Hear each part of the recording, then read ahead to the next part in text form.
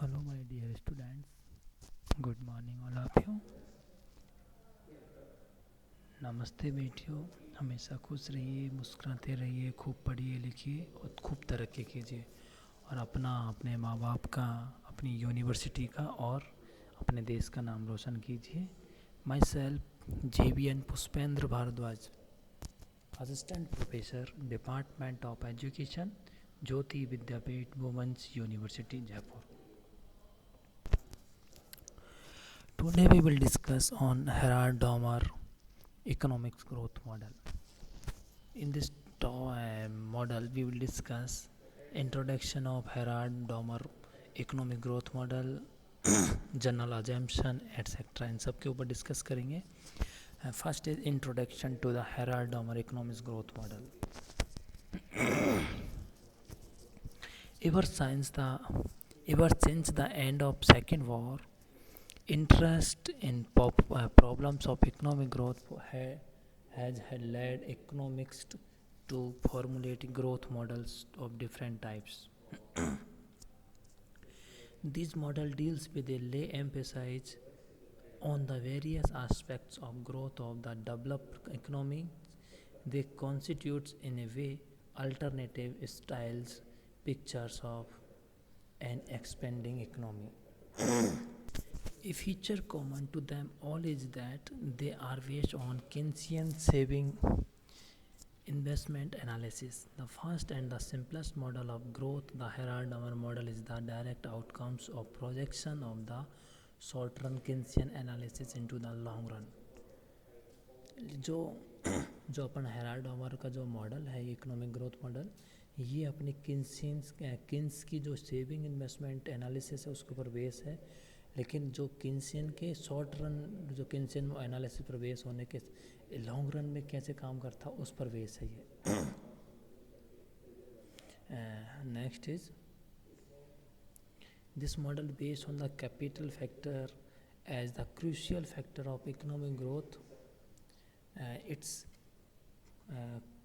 concentrates on the possibility of steady growth through adjustment of supply of demand for capital. Then there is a Mr. John Robinson model which consider technical progress also along with capital formation as a source of economic growth.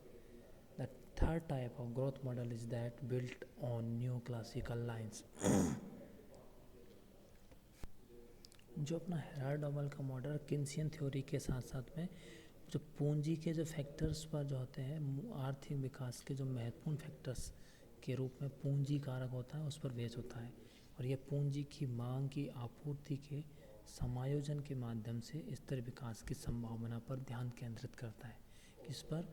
इस sustainable development की possibility पर centred होता है, concentrate होता है, और उस पर मांग की जो अपन डिमांड करते हैं उसकी सप्लाई के बेस पर ही डिपेंड होता है. फिर भी जो श्रीमती जॉन रॉबिन्सन है, मिसेज जॉन रॉबिन्सन, जो का मॉडल है जो पूर्ण रूप से आर्थिक प्रगति के स्रोत के रूप में पूंजी निर्माण के साथ साथ तकनीकी प्रगति पर भी विचार करता है. लेकिन जो John Robinson, Mrs John Robinson का जो इकोनॉमिक ग्रोथ मॉडल है वो टेक्निकल प्रोग्रेस पर भी डिपेंड, इकोनॉमिक ग्रोथ के साथ साथ कैपिटल फॉर्मेशन पर आर्थिक प्रगति के साथ साथ में कैपिटल फॉर्मेशन और टेक्निकल प्रोग्रेस पर भी ध्यान केंद्रित करता है वो. The third types of growth model that built on new classical lines and new classical lines. तो जो तीसरे थर्ड टाइप्स का जो ग्रोथ मॉडल है वो न्यू क्लासिकल लाइंस पर बनाया गया है. This factor is based on the capital factors as the crucial factor of economic growth. It concentrates on the possibility of study growth through adjustment of supply of demand for capital. ठीक है, तो John Robinson के model पे base है और capital और जो demand है कैपिटल की उसके सप्लाई पर बेस होता है ये फैक्टर. सप्लाई की पूर्ति कैसे, डिमांड की पूर्ति सप्लाई से हो रही है, और जो मिसेज जॉन रॉबिन्सन का जो इकोनॉमिक मॉडल था वो टेक्निकल प्रोग्रेस पर डिपेंड था. तो ये न्यू क्लासिकल लाइन्स पर डिपेंड थे सब। अब नेक्स्ट बात करें, it's assume substitutions between capital and labour and a neutral technical progress in the sense that technical progress is neither saving nor absorbing of labour of capital.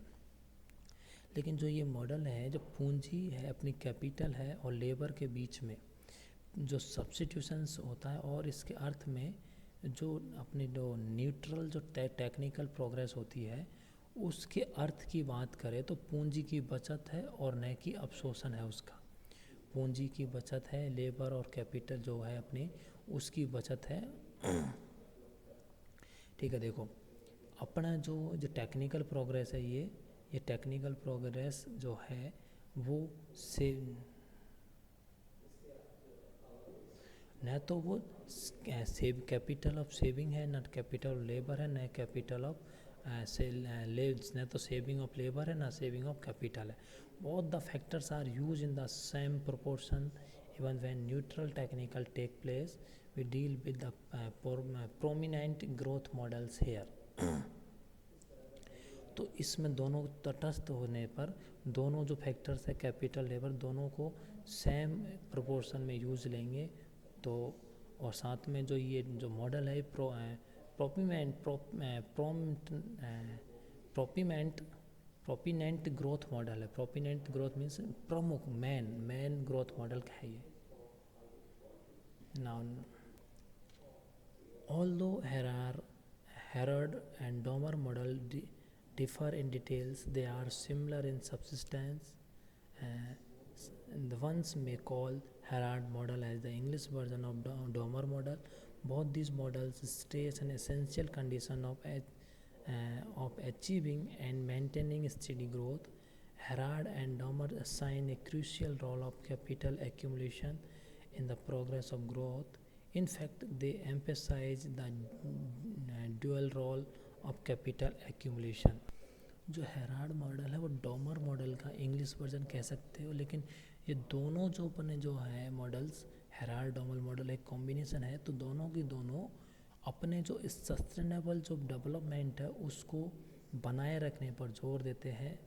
Sustainable development स्थिर रूप से जो development होता है, constant development है, उस पर जोर देते हैं। कैपिटल एक्यूमुलेशन के लिए जो डेवलपमेंट की जो प्रोसेस ऑफ ग्रोथ है अपनी, तो उसके लिए जो कैपिटल एक्यूमुलेशन होता है उसमें क्रूशियल रोल होता है कैपिटल एक्यूमुलेशन का प्रोसेस ऑफ ग्रोथ में। तो ये मॉडल दोनों यही कहते हैं।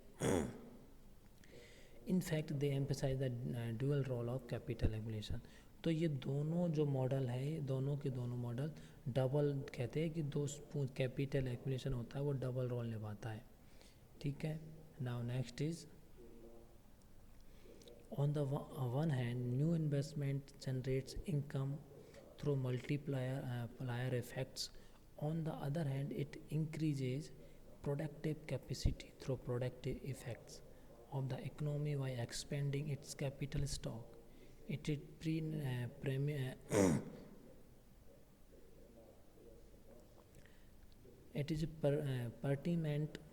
pertinent to note here that classical economics emphasized the productivity aspects of the investment and took for granted the income aspects. Keynes had given due attention to the problem of income generation but neglects the problem of productive capacity creation. Harrod and Domer took special care to deal with both the problem generated by investment in their models. हम दूसरी बात करें तो जो new investment होता है वो income को जनरेट करते थ्रू, किसके थ्रू इनकम जनरेट होती है? इन्वेस्टमेंट के थ्रू मल्टीप्लायर जो इफेक्ट होता है उसको यूज़ करके न्यू इन्वेस्टमेंट के थ्रू इनकम जनरेट होती है।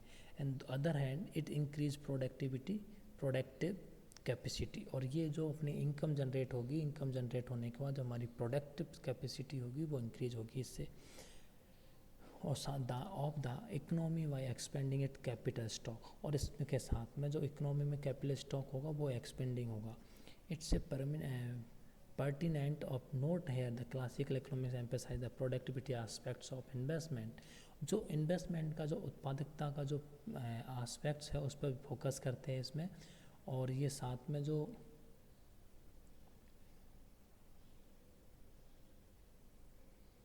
साथ में but neglect the problem of productivity capacity creation.